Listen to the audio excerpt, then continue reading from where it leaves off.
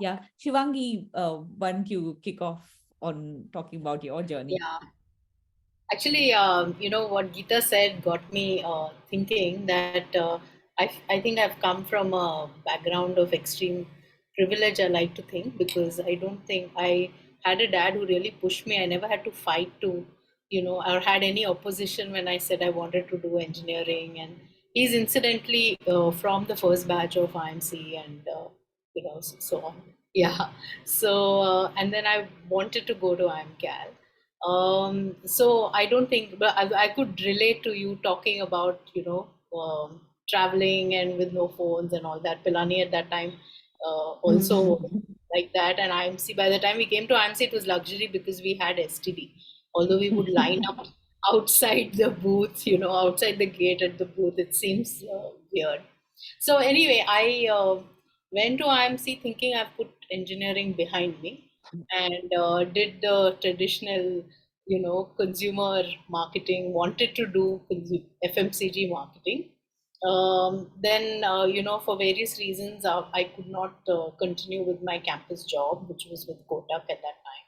And then I was, I had personal constraints. I had to be in Chennai, and I was kind of lost and meandering for a while. And then Satyam Infoway was starting off, which was, the CEO was Anil Bajaj in Ramraj.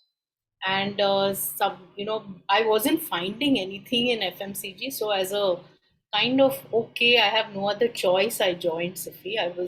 It was a startup at a time when startup was not a term used, and I was the sixth employee.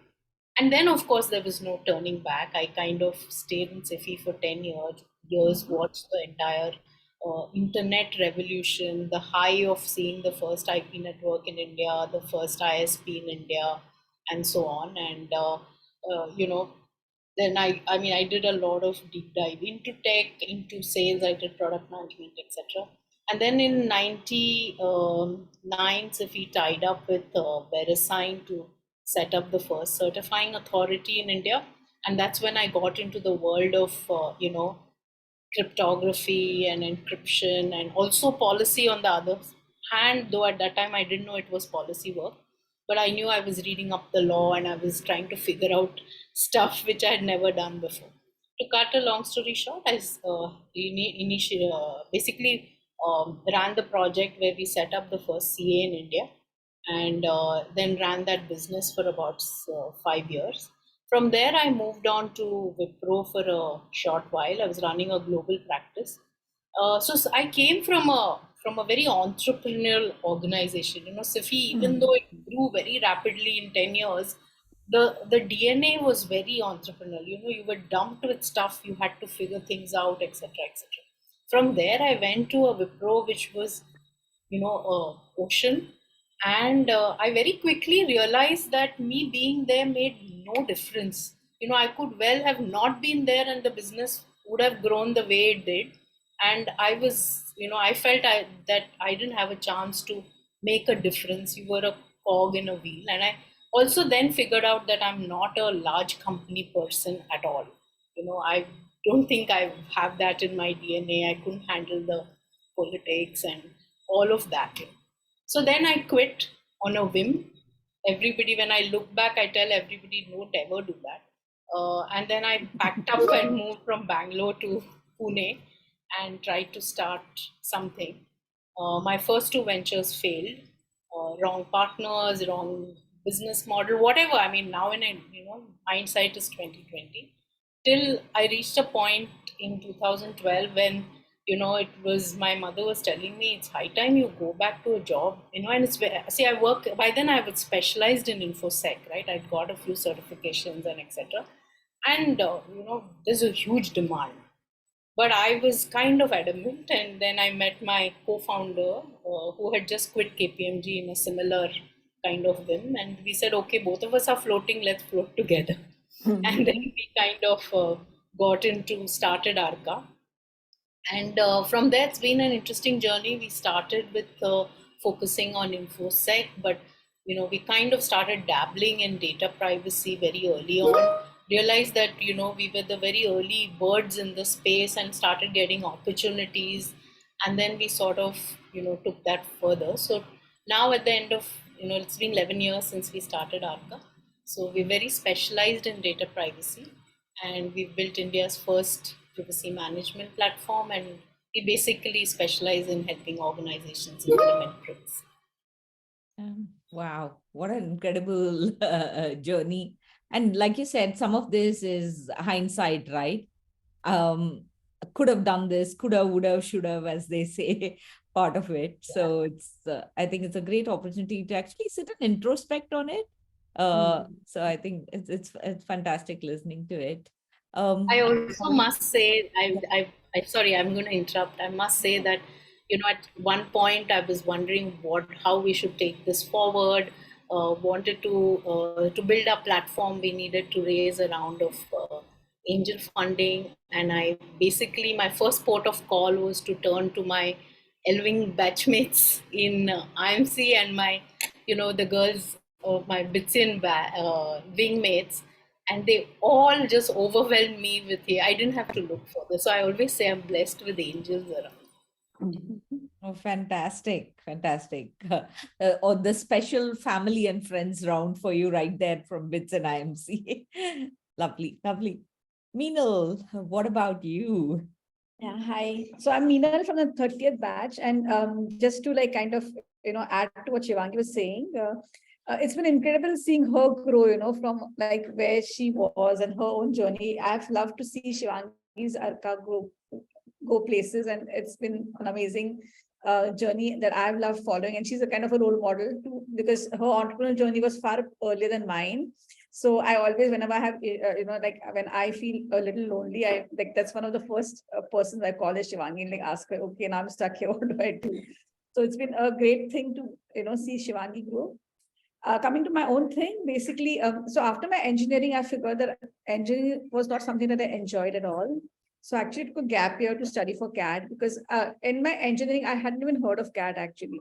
So I didn't know what IIMS was. And suddenly one fine day after I finished my engineering, I suddenly just said that they were going to go to IIMS to apply for CAD. And then I said, okay, I'll also go with them. And that was a training institute at that point of time. And that's how I got to know about an MBA. And I went to learn from them, and then eventually got into IIM Calcutta, where I met really amazing girls and boys. And then after my, okay, so there I fell in love with finance, and I thought, okay, that's what I wanted to pursue. And then when I kind of got my first job at CRISIL, I met my husband there, and it was all very nice. After a couple of years, I quit CRISIL to join ICICI, and ICICI was ICICI Securities primary dealership. So it was a very lovely place. It was like the best organization I thought I got in terms of it had a nice work-life balance. At the same time, I was learning a lot. So I was in the risk team, and later on went on to head risk and was chief risk officer for almost 15 years there. And with so many upheavals, right from Lehman Brothers to markets tanking, and there were so many things that happened, from 2008 to 2021 when I actually quit. So in those years, it was an amazing journey of learning, of having some great teammates to work with, and life was just perfect. Actually, there was no reason for me to quit or start anything on my own, except that there was a pandemic that came in between. And before that, like when I have one daughter who was, when she was in grade 8, she wanted to be part of a robotics team, and there was none in India. In Mumbai, the kind of robotics that she wanted to do. So we floated a team, and 40 boys joined that team, but there was no girl. She was the only girl in that team. And I didn't want her to drop off just because she was the only girl. So I used to go after work to pick her up. And then suddenly I know all my engineering came back, and I was like, okay, maybe I can just help them, in some ways. So I started mentoring that team, and that year the team did very well. And they went to the US for the world championships and stuff like that. And the thing that I saw in that year of mentoring was that these kids, when they came in, they didn't know what they were going to do. They didn't know what was going to happen. But as they built the robots, and as they saw the ideas come to fruition, and as they saw that the robots move, they kind of really discovered themselves, found a voice. And that whole journey for me was that whole transformation that happened in all the kids, and especially my own daughter, was very transforming and very rewarding. So that is what made me continue with my mentoring journey. And I her school asked me to start, and I was just a volunteer mentor for many years. during the pandemic, I kind of thought that I was just wondering what I should do, because there were a few NGOs that reached out saying that they didn't have laptops, and I reached out to a friend in Amazon who said that they were giving laptops, but they would only do all of this if I was an entity and not if I was like an individual. And I was wondering, like, should I then become an entity? And that was something that kind of gave me a push. The only thing was that in the interim 6 years, while I was mentoring teams and I was mentoring a lot of children, I was doing it as voluntary, right? And now suddenly to quit a really well-paying job, a cushy corner office, and everything was just perfect. It wasn't something that I was very ready to. I felt, that to take that leap of faith took me a lot of time. But for that, my inspiration was a mom who basically, who had got married at the age of 18 and had 3 daughters. And so till the time that she was 30, and by the time she was 24, she had 3 daughters. And then she was just a housewife for many, many years until she was 35, when she first went out to do a art and craft course in Pidilite Industries that they were used to give that time. And she did that course, but she wasn't getting a job. So she basically got a job as a temporary art and craft teacher in a school for the deaf kids. And there was, she didn't know anything, but she just went there. She did very well. She did so well that within a year, they made her like permanent, and then after that they made her the head of department. And after that, when she was 50, they had introduced computers in her school. And what happened then was that all the other teachers, by the time she was 50, all of us were out of her life, right? She had all the time in the world, so she actually took to computers very naturally. She learned a lot. Went on to become the head of that computer thing only, from an art and craft teacher not knowing English to teaching computers to deaf kids. That journey, like the way she learned and learned new skills, because she learned, like this was 10, 12 years ago, in 2000, actually 2001.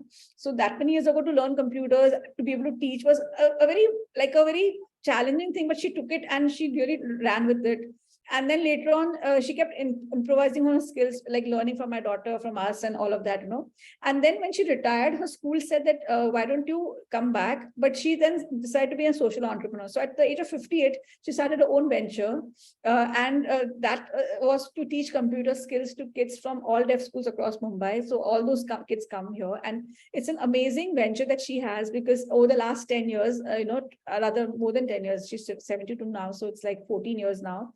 She's been doing such amazing work, and like all kids across Mumbai come there. She is recognized by the state government. So, her courses are certified by the government of Maharashtra. And the way I've seen her grow, right, and how she's taken risks and how she's really managed well, I thought, okay, maybe and she had no networks. Like we can talk about an IIMC, like how Shivangi said, you just make a phone call and you can always find somebody to help you, right? She had no network.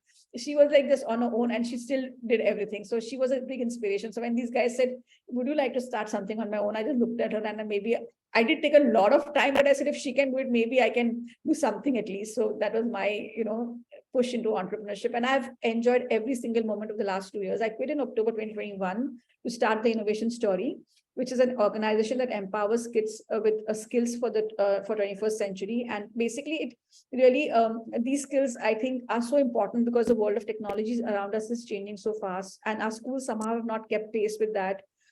So as consumers of technology, they are so ahead, but if they were back and if they had to design technology, it would be so good. So that was the whole idea for that, and to create instead of just consume. And we are doing a great job, I feel, because we are partners to Amazon on a program called Amazon Future Engineer, which the focus is inclusion. So we work with kids from across diverse backgrounds and with a lot of girls. I have an entity called Trailblazer, which focuses on girls in STEM. So I'm going to come to all of that for sure. So I'm just absolutely. Sorry, I'm just so pausing now at at this time when obviously we're talking about digital and innovation, it's also the gender equality. And I really like the tribute that you are paying to your mother by bringing her journey in as well. And I just want to acknowledge that, before we move on to your journey. I mean, amazing inspiration, definitely on Women's Day. Maybe we should do a session with her at some point of time as well. Yeah, and she's just a 10th pass, in Marathi medium. She got married at 18, just after 10th standard. So she's not even like educated in the real world, but she's very educated. Education is overrated, even if I say that in an IIMC context. So yeah, no, I'll stick with you, Meenal, if that's okay. I want to know about, just jump a little bit more into the motivations for why we do what we do today, kind of thing. And the viral Ayo Shraddha video where she says diversity and inclusion actually goes to adversity and exclusion when there is a thing. We've seen this play out, right? And so while we say the future is here, the future is unevenly distributed. So your work on driving curiosity, innovation, confidence, collaboration for the children. So, I mean, I want to hear a bit more about, especially in the context of gender equality, about your Trailblazer program. So if you can just, specifically talk about that as well. Sure. So Trailblazer was specifically designed to get more girls into STEM because what is happening currently is like I floated 4 robotics teams in schools like, really privileged schools like the Dhirubhai Ambani International School, Aditya Birla World Academy, even the United World College Singapore. And the first year, there were no girls in these teams. Like in the Ambani school, that was just my daughter. But the other teams, there were no girls at all. And I was so surprised. I thought, like, at least with privileged schools, this won't be the case. And when I got a little deeper, it was more like, I think it's the conditioning that happens in grade 6 and 7, where girls automatically think humanities is their thing. And, even if they're good at STEM or math or whatever, and automatically start making choices, and the whole conversations around them maybe. And again, I was so surprised that it happens in backgrounds like ours as well. I would think, I was a little surprised. But, and that was just to ensure that doesn't happen. I set out a Trailblazer, and we kind of, had partners with Capgemini and a few other corporates. And we kind of had girls come in, and then we, we start very small and we start fun, because that's the whole idea, right? Like you have fun and then discover in the process. So you design games, you develop apps or something like that, but it's done in a very fun way. And then they suddenly realize, oh, I can do it. There's nothing rocket science about it, right? And then it's like, wow, they're on their own path. So much so that now I have all girls robotics team. So I'm not having a single girl in a team. I have all, that's the journey of Trailblazer. And these girls are from an NGO called Avsara Academy, and it's an NGO. So they come from backgrounds which are again not very, they come from very humble backgrounds. That's one. But more importantly, the parents are not educated. Okay, so for them to support girls who are doing STEM, support girls who are doing robotics, like they don't even understand why is my daughter spending so many hours at some vague place figuring out like they have no clue what robotics is. But these girls are so excited, and their transformation has been so inspiring for everybody that I think we are just about to start a robotic revolution in girls only. I feel sometimes, it's just that I need a lot of like-minded partners, and we are all set to rule the world. Yeah, absolutely. Brilliant work. And I think so inspiring. It's also so, I know that when my daughter was trying to find some partners to go to a physics competition here in Hong Kong at school, she couldn't find. So she actually dropped out of the competition. So what you're saying about, having the right mentors, connectors, finding that your tribe to do things with, and you're creating that's fantastic. I was listening to this lady, Claire Henshaw. She works with UNDP. She was speaking at the RISE Summit, and she said that technology has made life so simple and easy, and we need to take advantage of technology, especially when the resources are scarce. Information is power and all that, but women also need to learn to occupy space. So, Geetha, you've been in the tech space for, I'll just say, more than 3 decades, and leave that without getting into the specifics. What are some of the challenges you faced, and what are some of the choices, the bold decisions that you had to take? So I think I've been more than 30 years, and I started with technology, adoption of technology way back, even when I joined Asian Paints, and that at the factory level where we had to do production scheduling and all that.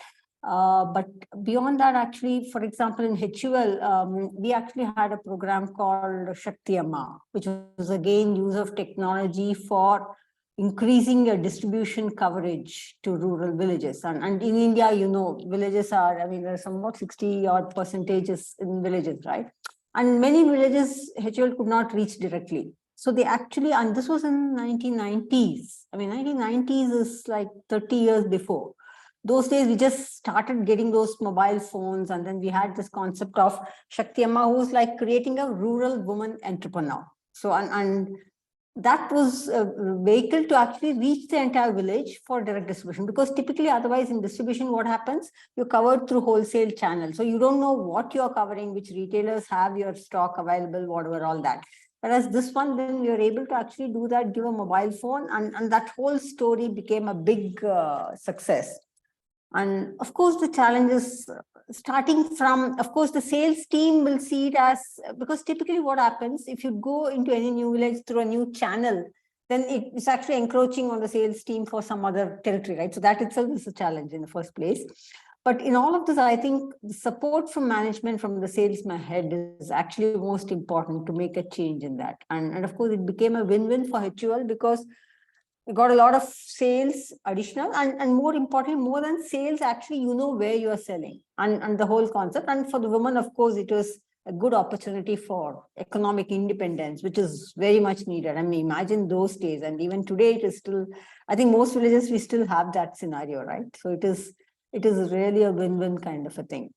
The other big thing I talked about, Indigo, right? Indigo shared services. Again, this was in 2002, where when we started, there was a lot of resistance. I mean, the resistance was because we were using technology to offshore, and like a captive center in a way. And but then we went to, and there was no mandate from Unilever, so that was a big thing where you had to actually go and sell. And for me, I've never done a sales job till then. And then I said, you have to actually go and do proposal, understand what the requirement is, and kind of make it good enough for the customers to say yes, right? And Unilever was operating as a multi-local, multinational those days, not a global organization as it is today.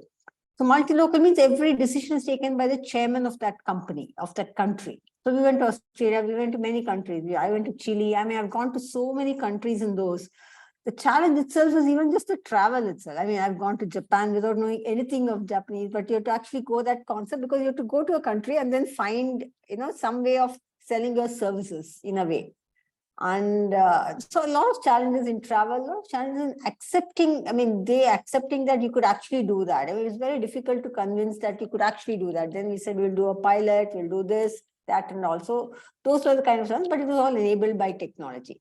Of course, we also had a lot of women in that, because those days, this was not the call center, it was not the voice, it was more the business process outsourcing. So it was more F&A, HR processes. So we could get a lot of women, and we even had those days second career women, because people who have had children, and once they go to college, then women become more available, right? And some of them, even today, they're continuing with Unilever, and they've become, senior leaders as well. So that actually, gives me a lot of satisfaction to say that you actually started something which has kind of grown. And I can say that when HUL exited that business, the value of that was more than any brand value at that time. So at least company also made money. And you all talked of startup. For me, that was my first experience as a startup, because everybody was envious. He said, how did you do this? It's like a startup without you having a risk. I mean, it was, of course, a risk, because from a career, you have to make it happen, right? So, but it's very interesting, and that's a huge learning. And of course, you have to face challenge when you go to all countries. And we had people, right, from throwing stones to saying, all the bad words, because you're taking away their jobs, right? So those are very big challenge. And you have to be caring, but at the same time, you have to also do the right things to make sure, it makes it a win-win. Because finally, the country also has to win, and you have to also win. So in a way, that's, I think, really how you manage things. So. Oh, fantastic. And this whole journey, we talk a lot more definitely about return to work now.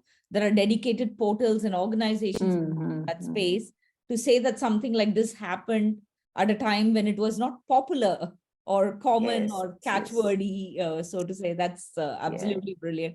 And, of course, my first employer as well. So always proud of all the things that leave us. It's left so much of, we call it the CEO factory, but I think it's also a lot of process factory about how to put things in place and how to make it win. So that's really great to know.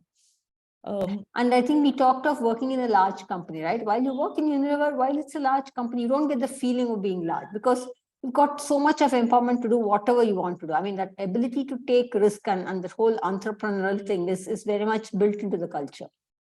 True. Shivangi, innovation, we talk about it as a combination of either a new technology, an existing problem, and a big idea, all of which combines together to get some results, part of it. You were one of the first Indian citizens to receive the certification from IAPP, the International Association of Privacy Professionals, ARCA, India's first and only privacy platform, which is also looking at small and medium businesses for managing their privacy programs. I read about a privacy lab for clients to test their systems. So in all this, so much work around privacy. How do you bring in gender equality, especially in the current, work from anywhere kind of a scene? What is ARCA's role here? How do you see it going? So I want to say that in a industry where there are hardly about 10 to 15% women, we have 70% women in the company, and I think it has come not out of wanting to actively go behind that ratio, but it also comes from being forced to innovate. So we're not a funded startup in that sort of things, right? And we bootstrapped for a fairly long time, and so on. So we were working in a sector where the demand far outstrips supply, and even if you look, you won't find people. And even if you did find people, and we saw this within a year or so, if they knew the spelling of privacy, they were hired for thrice the salaries by the big four, right? So we were very clear that we were not ever going to be able to retain, and we didn't want to become a factory for the big four, right? So one thing we were very sure is that we needed to find a way to find people where nobody else looked for. And our first port of call was to look for women who had constraints, in terms of not being coming back to the workforce, or having either childcare or elder care, and therefore needed flexibility and so on. So on one hand, we started working with women like that.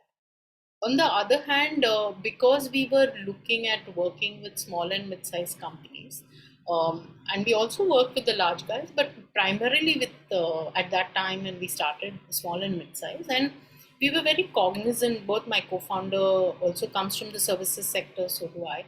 Very clearly said that we didn't want to become entrepreneurs just to run yet another services company. Then we might as well go and make the big bucks in the large companies, right? Because it's a fight for talent rather than fight for business. And this was a very new field as well. So we said, and one day it is going to burst upon India, and already around the world definitely is. Today 137 countries in the world have a privacy law, and it's come like a tsunami. In the last 2-3 years these laws have been passed, and India is very close to passing its law. Now where is this talent going to come from? 99.99% of the world thinks privacy is same as security, and security world itself is, I've spent the first decade working in that itself is starved for resources. So what will happen with privacy? And we realized that the only way to approach it is with automation. It was a no-brainer. We looked around to see whether anybody else was doing. We realized no. And we realized for our own people, forget the goodness of the world, our own people to start delivering without having the necessary training, we needed the intelligence to be automated. So we started building our platform and realized it was a great idea.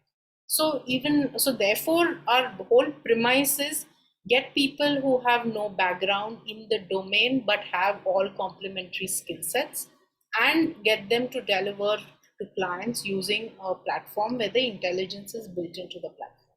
So that's what we have transcended that journey, and that's where we are today. And we live and breathe what we see. Lovely. So what is if you have to give some numbers for us, number of women working with you, you said 70% of your workforce. How many of them are like working at an office location, off location? We talked a little bit about this. Yeah. Yeah. So that's another thing. Pre-pandemic itself, we had 50% of the workforce working from home. We used to have an office in Bombay and Pune. Then with the pandemic, we shut down, and obviously we moved to work from home, and After that, nobody wants to come back. So we're very happy working from home. We've, in the process, managed to hire people across not just the country, but even people who are in other countries who can't work there and so on. So we have a girl who, for example, is based in Nigeria. Got married last year. Husband was there, and professional of 5 years, was not finding anything. She couldn't even step out of the house in Nigeria. So we got her reference from somewhere. So she works from there. She works those hours and so on. So we've always had this flexibility much before it became a buzzword, and I think that has helped. And so on. We've also, on the other side, sort of put our foot down with clients. We've said we will not send people on site, the traditional model. We will not dedicate people to you, and take it or leave it. I guess we work in a very new field, so most people say okay, and those who don't, we say sorry, we can't work with you. So we've also stuck to our story. That's absolutely brilliant. I mean, one of the things that we always say, right? If you want to, a lot of organizations come up with all these values, which then stay on the wall. When push comes to shove, they're not enforcing this for their supplier network, any of their stakeholder network. And the fact that you're able to actually walk the talk and walk the walk on all this is absolutely brilliant. Well, actually, I wanted to say that, standing your ground is very important, whether it's for you choosing your clients or choosing your job or choosing your location, whatever. I mean, I can tell you when I actually, I was the first business IT partner based out of India, doing a kind of regional role, and the job was actually based in Singapore. I said I will, and they actually I was able to get the job even though I put up a demand saying I'll work out of Bangalore. So once you create that, you take that bold move, but you should also stand your ground, because it's not, as long as you're professional and you deliver performance, what finally matters is performance, right? So, but I think that's the kind of thing I think women should establish, rather than, shying away from it. Oh, that job I can't take. I mean, you have to take a tough job and show that you can actually deliver without actually having to do compromises, So I think that's, I think, what it's interesting to see how you're doing it in a startup where you say no to clients, right? I mean, that's really something. But that's, I think, what women should do. So always. I also, one more point I wanted, sorry to interrupt. Yeah. One more point I wanted to bring up was about culture. My last corporate job, I had a boss who would, classic, everybody would saunter in at 11, and then they would start calling meetings at 7, and onwards, and I saw so many girls in the team over a period of time move out. So I think one thing I said is that, we have to have boundaries. And so we are very particular that unless there's an emergency, we will not call outside office hours and over weekends and stuff like that. But we find people, without asking, making that extra overture. We realize if you give people the freedom, don't breathe down their neck. So we have, today we have people who will happily say, okay, I have to go to my kid's school for 2 hours. I won't be there this time to this time. Questions. We have not just women, guys. So there's a guy in our team who plays football 3 days a week to, from 3 to 5. So he's blocked it in his calendar and told everyone I'm playing football at that time. I think I really like the transparency that has built in over the culture. And now with calendar sharing, it's become so convenient. You can actually block that time and then you know what time you are. I mean, I've seen people who work with me in US. I mean, when I had a global team. So she used to say 7:30 to 8 in the morning, I have to drop my child. So, that time I can do meeting before 7:30 or after 8. So they're very, very clear. And as long as you make that very clear and transparent, things work. I think that's nice. That's also in a way harnessing technology to do something which is more equitable, right? So that it can happen in small ways, it can happen in big ways, but using some of this to do that. Yeah, just the calendar sharing, I know. As simple as that, but it's a tech tool that we are enabling that. And especially now with across all the time zones, it is so convenient. And so they can just choose what time you want. I mean, there are people who actually do work at 10 to 12 in the night, because then, kids have gone to sleep, so then you have time. So like that. So it's quite flexible, all enabled by technology. So Meenal, I want to go back to something that you mentioned, one about the underprivileged communities. Again, how technology is making a difference in their life for them to see things, and also about how you use innovation, technology, and mentorship as a way to leverage that. I think the mentoring part in technology is probably in sometimes understated. So if you can just talk us about, especially in your work with underprivileged communities, how is that working for you? Yeah, it's actually giving them the power to believe that they can change things. And the way it's happening is, if I were just to give you an example, so in like early days of pandemic, when when these communities, when these NGOs had reached out for laptops, they had just started to think that they would only learn digital literacy because the schools had shut down, right? But when they saw that I was doing robotics with kids from the privileged schools or from in the IB schools, they came to me saying that can we also learn this? So that was the first thing, right? They just enrolled for digital literacy and then they wanted to do robotics.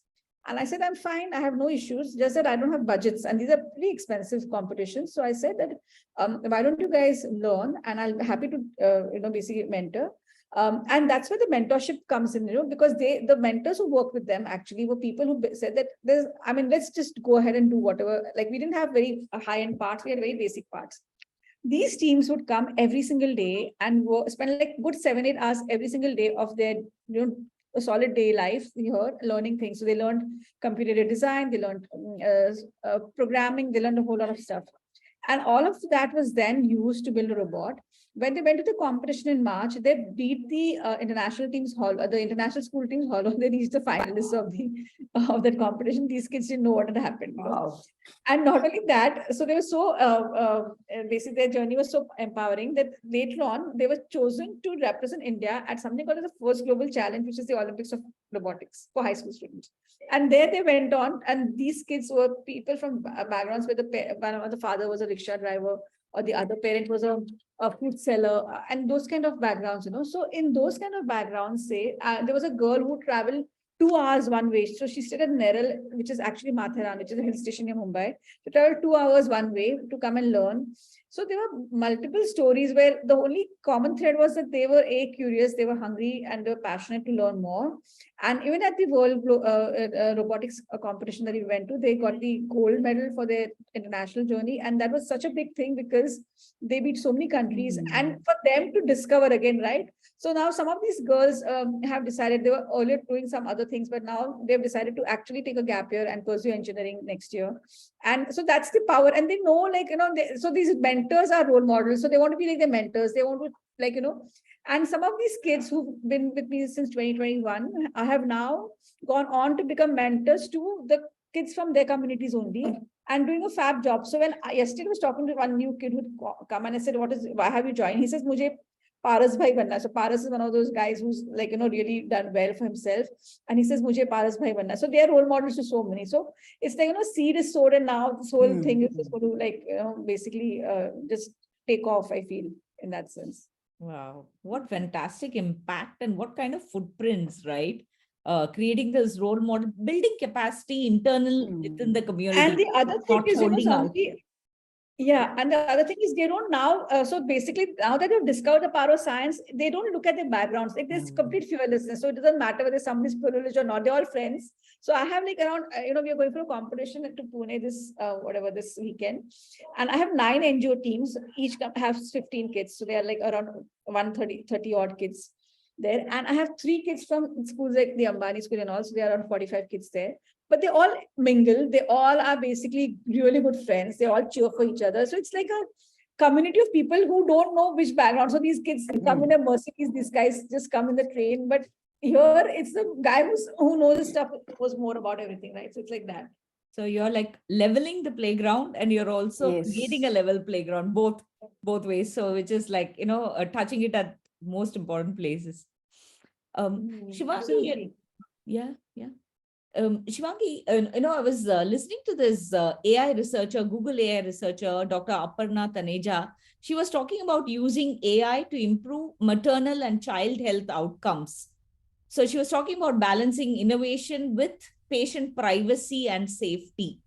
So again, working in the privacy space, what are you seeing in terms of trends in using AI for, again, I'm looking at maternal and child outcomes as linked to, creating some bandwidth for gender equality. What are some of the trends that you're seeing? Yeah, I think the world is struggling to really find answers like it always does. So, one of the challenges that, or the risks that privacy tries is basically addressing is to see that data, your personal data, is not used for purposes that you have not consented to, and that's the crux. Now, in while using AI, a lot of data that gets used, and then the outcomes that come out of ML and stuff like that uh, tend to be then for purposes which, when say your data is being used, is not anticipated at all. And therefore, before you know it, things spiral out of control. So all these things that you're seeing, in fact, just yesterday, or I think 2 days back, there's a bill introduced in the US, which is saying that health data plus location data, that combination needs to be regulated, because more and more they're finding that the social media companies as well as data brokers are selling that data, and therefore it is impacting this whole abortion rights in the US, right, which is impinging on that. So a lot of people tend to dismiss, saying that, oh, it's all about me getting pesky ads. It is not. It is about actually harming an individual and impacting them, right?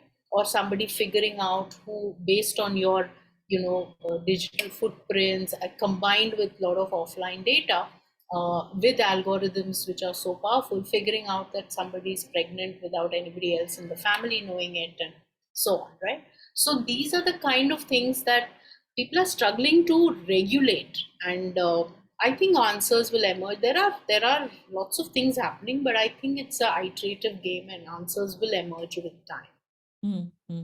Yeah, I remember that supermarket researcher who was sending out that data. Part of it, yeah. There was this UN Women's Gender Snapshot reports, and all these reports and data is always sometimes striking, overwhelming, but at the same. So it talked about women's exclusion from the digital world having shaved off $1 trillion from the GDP of low and middle income countries. And $1 trillion GDP is like a Mexico or a Spain or a Indonesia right there, And traditionally in the tech industry as well, men to women ratio has been skewed, not to mention the high dropout rate. So getting diverse representation would obviously help on a more balanced view, but that's not happened. And there are a lot of cases around it. So Geetha, I want to ask you, with again, the years of experience and how we've seen the transition, what is it that the industry can do to retain, grow, and nurture more women tech talent who are getting into the industry, to help with the growth, the achievement, and all that?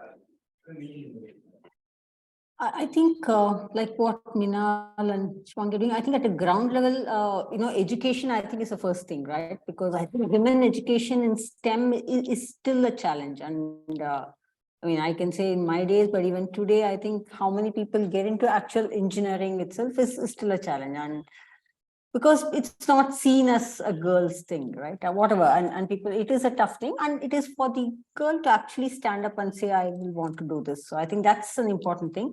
From an organization perspective, see, there are a lot of these KPIs. People are being measured. I mean, I can tell you all MNCs measure KPIs. I mean, at one point of time, they even say that we will recruit only women. So for some positions, they actually don't even, get profiles of men. In fact, one colleague of mine actually asked me, why is that in India you're getting only women profiles? So I said, no.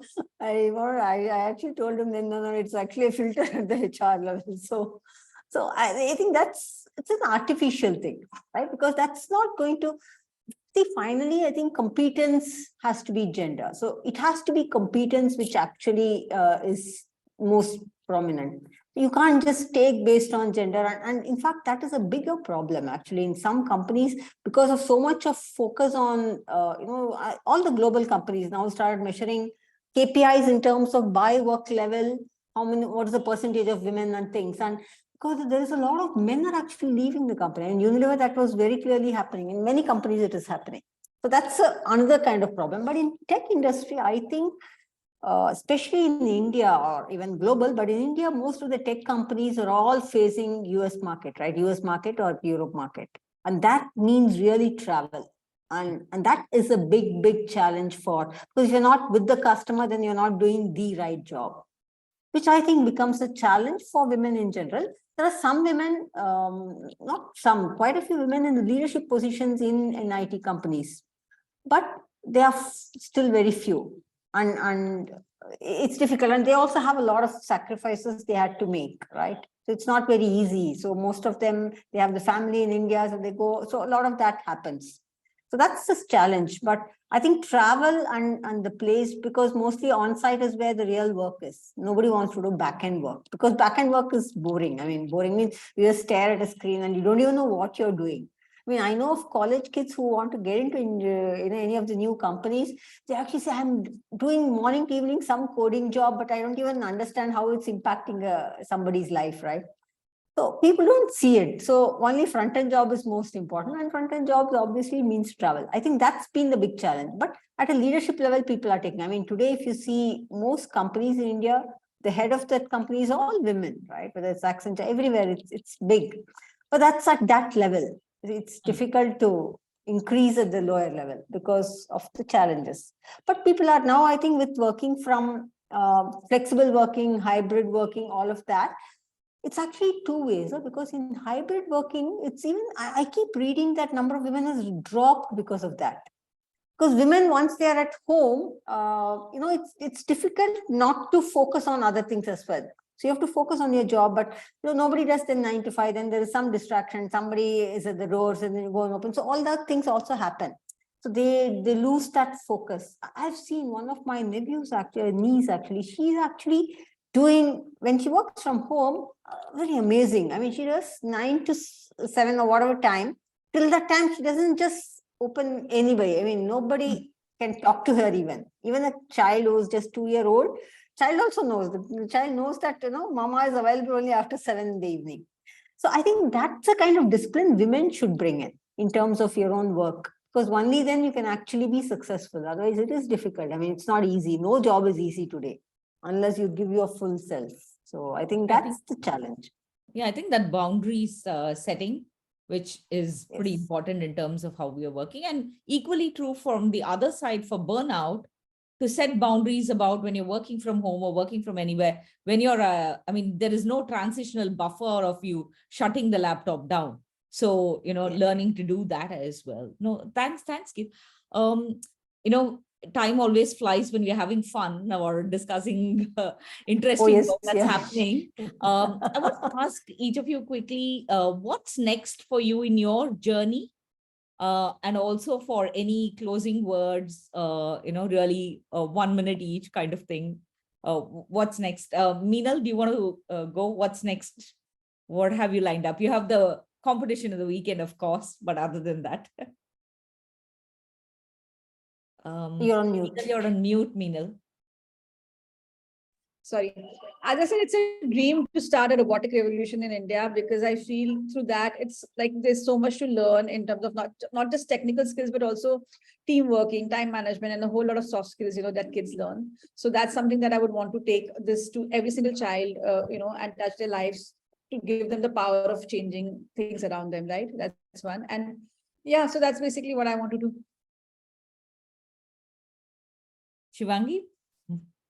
So we are at the cusp of major scale up at the company. So life in the last, what we've known in the last 10 years is going to be very different from what we will see in the next 2-3 years. And that's what we're gearing up for. Geetha, what's up with you? Yeah, I think as part of my own consulting journey, I've been working with many companies who actually where we're helping women. I mentor women's startups. So actually, trying to help them establish and be firm on the ground. I think that's kind of what gives me joy. But I mean, listening to all of these, I think I still have a long way to go. So I have to do a lot more, I guess. Yeah. Fantastic. Geetha, Meenal, Shivangi, thank you so much for your time and sharing your experiences. Special thanks to Shalini, who's woken up really early to be in the call. But more than that, she was the wind beneath all our wings in the first year when we started this Women's Day program. And even this year, Shalini is the trigger. So thank you, Shalini, for the work that you do. Keshav and Ayushi, thanks for excellent background support. But more importantly, also on the notes part of it, I've made my notes about, some of these things and aspects that you're talking about, Meenal's journey, your journey, and Shivangi, your journey. And I'm sure everybody who's listening is inspired to be more and do more in this space, how they can come and be mentors for everybody and pay it forward.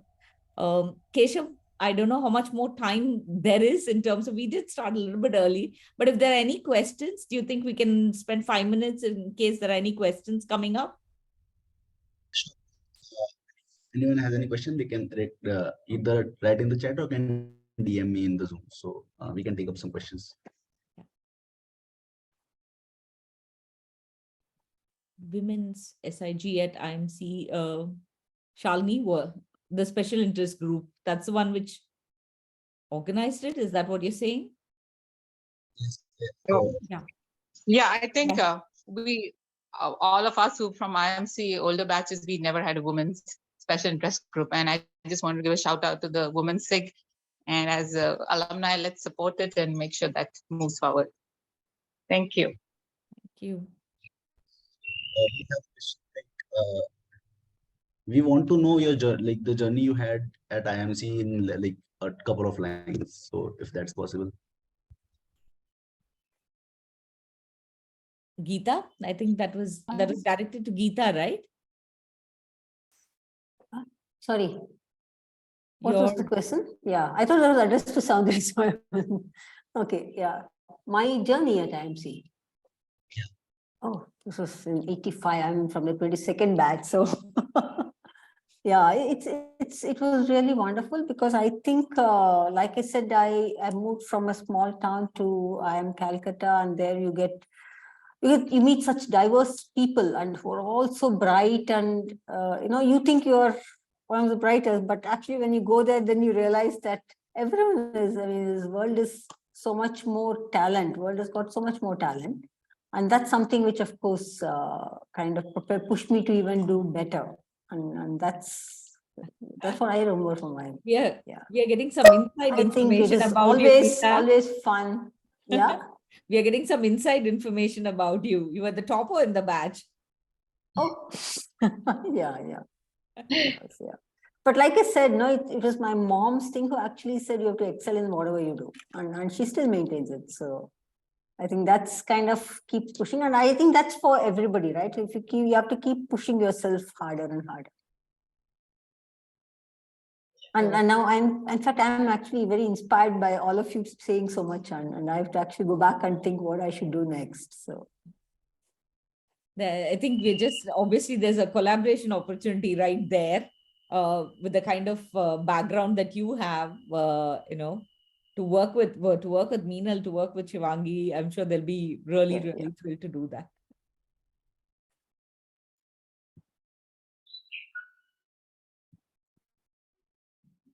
Okay, if there is no other questions, thank you all once again. Thanks for being here, joining us. We've managed to record most of it. We missed the initial part of the conversation from yours, Geetha. Sorry about that, but thanks, and very, very enjoyable. And hope to catch you again. Thanks. Over to you, Keshav. Thanks for doing a wonderful job of moderating. Yes. Thank you, Soundari. It was a pleasure to be on this panel. Thank you. Bye. Thank you. Thank you. Bye. Bye.